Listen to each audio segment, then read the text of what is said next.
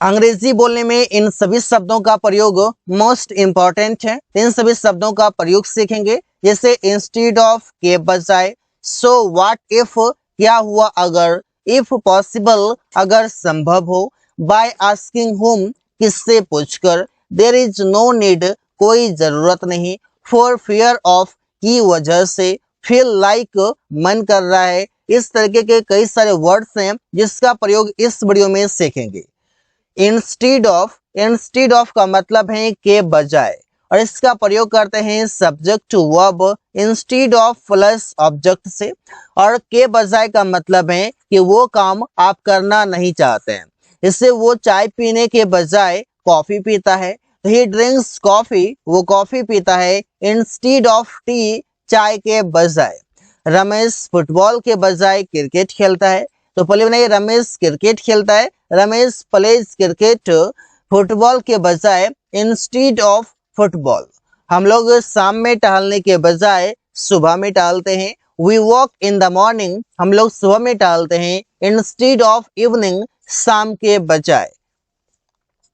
So what if, इसका मतलब है तो क्या हुआ अगर, और इसका प्रयोग करते हैं कुछ इस तरीके से, सो व्हाट इफ, इसके बाद सेंटेंस लास्ट में क्वेश्चन मार्क। तो क्या हुआ अगर उसने पैसे नहीं दिया। सो what if did he not give money. तो सो व्हाट इफ का मतलब हो गया तो क्या हुआ अगर। तो क्या हुआ अगर रवि बाजार नहीं गया। So what if did Ravi not go to market. तो क्या हुआ अगर वे लोग मैच नहीं जीते। So what if did they not win the match. तो जैसा भी टेंस रहेगा उसके अनुसार आप सेंटेंस लिख सकते हैं, लेकिन उस सेंटेंस से पहले आप सो व्हाट इफ का प्रयोग करेंगे। इफ पॉसिबल, और इसका मतलब है हो सके तो। इसका प्रयोग भी सेम तरीके से आप करेंगे। सेंटेंस के शुरू में इफ पॉसिबल का प्रयोग करते हैं। हो सके तो कल बाजार आना। तो कैसे होगा, if possible come to market tomorrow. हो सके तो रवि का मदद कर दीजिए। If possible help Ravi. हो सके तो अमन को पैसे दे दीजिए।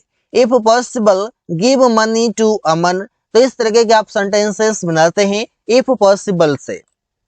बाय आस्किंग हुम, और इसका मतलब है किससे पूछकर।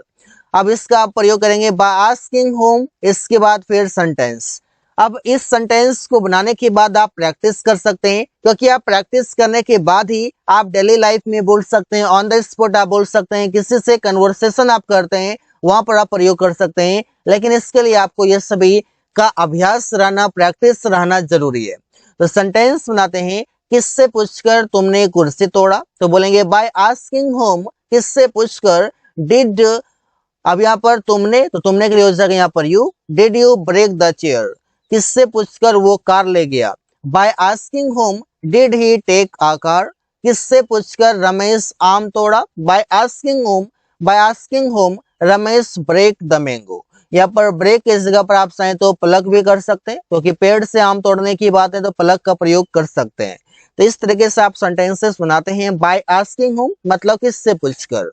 देयर इज नो नीड, इसका मतलब है कोई जरूरत नहीं। जैसे there is no need plus to plus V1 plus object होगा, मतलब नो नीड के बाद आप टू V1 का प्रयोग करेंगे। इससे वहां जाने की कोई जरूरत नहीं है। तो सेंटेंस बनाते हैं, there is no need to go there, उसे पैसे देने की कोई जरूरत नहीं है। There is no need to give him money, Anil को बुलाने की कोई जरूरत नहीं है। There is no need to call Anil. तो इस तरीके से आप बना सकते हैं। जब कोई काम करने की जरूरत नहीं हो तो वहां पर आप इन सभी स्ट्रक्चर्स और इन सभी सेंटेंसेस का प्रयोग कर सकते हैं। फॉर फियर ऑफ, और इसका मतलब है डर की वजह से। इससे सब्जेक्ट वर्ब, इसके बाद फॉर फियर ऑफ, इसके बाद वी फॉर आएगा या ऑब्जेक्ट आएगा, या फिर वी फॉर प्लस ऑब्जेक्ट भी आ सकता है। मैं ये बोलने की डर की वजह से स्टेज पर नहीं जाता हूँ। I don't go on stage for fear of speaking. For fear of speaking मतलब बोलने के डर के वजह से। रवि गिरने की डर की वजह से पहाड़ पर नहीं चढ़ता है। Ravi doesn't climb up the mountain for fear of falling. Fall का मतलब गिरना। हम लोग शिक्षक की डर की वजह से वहां नहीं जाते हैं। We don't go there for fear of teacher. तो इस तरीके के सेंटेंस आप बनाते हैं फॉर फियर ऑफ से। फील लाइक और फील लाइक का मतलब है मन कर रहा है, मन कर रहा है, दिल कर रहा है, इच्छा कर रहा है, वैसे आप बनाते हैं। इसके लिए आप subject feel like plus way for plus subject होगा। मेरा सोने का मन कर रहा है तो कैसे बनाएंगे, आई फील लाइक स्लीपिंग। अब यहाँ पर रहा है तो आप यहाँ पर इज़मार प्रयोग करने लगे, तो इज़मार आप प्रयोग नहीं करेंगे क्योंकि आप टॉपिक को देखिए कि टॉपिक का मतलब क्या है। फील लाइक का मतलब है मन कर रहा है, इच्छा कर रहा है, तो वहां पर आप इज़मार के साथ वे फॉर से कोई मतलब यहाँ पर नहीं है। रवि का घर जाने का मन कर रहा है, Ravi feels like going to house. यहाँ पर फील या वर्ब है तो सब्जेक्ट सिंगुलर आएगा तो यह फील्स से हो जाएगा। हम लोग अंग्रेजी सीखने का, हम लोगों का अंग्रेजी सीखने का मन कर रहा है, we feel like learning English, we feel like speaking English, we feel like staying there. इस तरीके से आप सेंटेंसेस बना सकते हैं कई सारे, जहां पर कोई चीज खाने का मन कर रहा हो, कोई काम करने का मन कर रहा हो, तो वहां पर आप इन सभी सेंटेंसेस और ये स्ट्रक्चर्स का प्रयोग कर सकते हैं। For the sake of, for the sake of का मतलब है के खातिर, जैसे उसने अपने बच्चों के खातिर सब कुछ की, तो सी डिड एवरीथिंग, उसने सब कुछ की। For the sake of her children, अपने बच्चे के खातिर।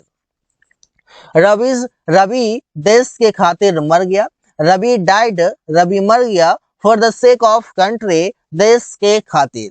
तो इस तरीके से आप सेंटेंस बनाते हैं। बाय ऑल मीन्स, इसका प्रयोग करते हैं हर प्रकार से या किसी प्रकार से, ये इसका मीनिंग है। इससे तुम्हें किसी प्रकार से यह काम पूरा करना है। You have to complete this work, तुम्हें यह काम पूरा करना है। बाय ऑल मीन्स मतलब हर तरीके से, हर प्रकार से। मुझे हर तरह से समय पर स्टेशन पहुंचना है। I have to reach the station, मुझे स्टेशन पहुंचना है ऑन टाइम, समय पर। बाय ऑल मीन्स हर तरह से, हर प्रयास से, हर कोशिश से। In case of, in case of का मतलब है के हालात में, के दशा में, के स्थिति में, इस तरीके से। इससे गरीबी के हालात में तुम्हें पैसे कमाना चाहिए। In case of poverty you should earn money, इसे बनाते हैं। आपातकालीन के हालात में गिलास तोड़ दीजिए। In case of an emergency, आपातकालीन के हालात में ब्रेक द ग्लास, ग्लास को तोड़ दीजिए। In the case of, in the case of का मतलब है के संबंध में या के मामले में, दोनों तरीके से आप प्रयोग करते हैं। कहां पर प्रयोग करेंगे, सेंटेंस के लास्ट में। इससे बीमारी के संबंध में मैं कुछ नहीं जानता हूं, मैं कुछ नहीं जानता हूं, आई डोंट नो एनीथिंग। बीमारी के संबंध में in the case of disease, in the case of disease मतलब बीमारी के संबंध में। दुर्घटना के मामले में सुमन नहीं बताया। इन केस ऑफ एक्सीडेंट, दुर्घटना के संबंध में सुमन डिडंट टेल, सुमन नहीं बताया। तो इससे आप सेंटेंसेस, मैंने यहाँ पर एग्जाम्पल के लिए 2 लिया है, 3 लिया हुआ है।